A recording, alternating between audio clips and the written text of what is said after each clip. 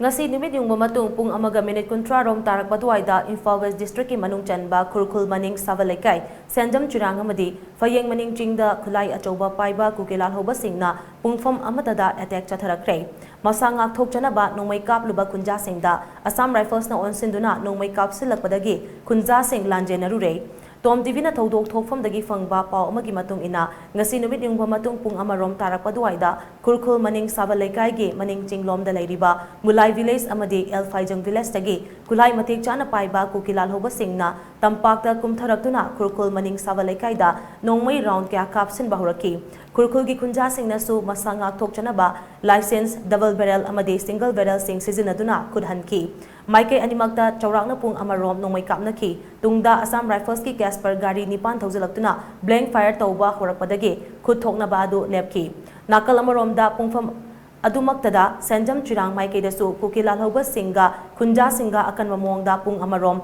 nongmai kapnaki adubu Assam Rifles na Khamjinbagi mahuta kunja singda oina onsilaga nongmai kapa horakpadagi kunja sing kaiduna chenaki hairi Fayeng dasu ngasi numit yung matung pung anirom tarakpa duwaida kangchup chingthakta ifong fongna bangkar saduna leiriba Kuki Lalhouba Singna afaba makhalgi kulai sing sizinaduna Fayeng kunjaw tamna nongmai round kya kapsilaki Fayeng kunja singgi maikaidagisu kut handuna chara kartos round kya kapki Hauzik su mafam aduda nakal animak hannaduna nongmai kapnari adumakpo thoidokpa asokapan mishimina yawbagi paudi leitri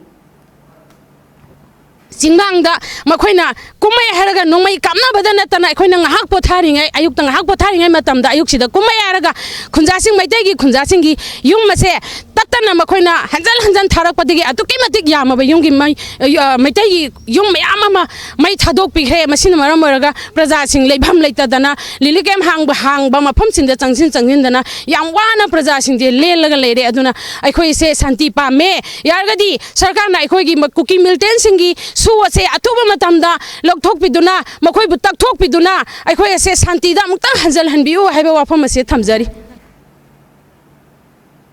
Ngasi amasung ngarang gilona ba hingda juri bamge samu punbigi mathakta duty tawraga leiba police personnel singna bom oigani haina chingnaba posak ahum faitol gi area dagi fangbang ngamle haina juri bam district SP M Pradipna ngasi paumi singa unaba mada fongdorakli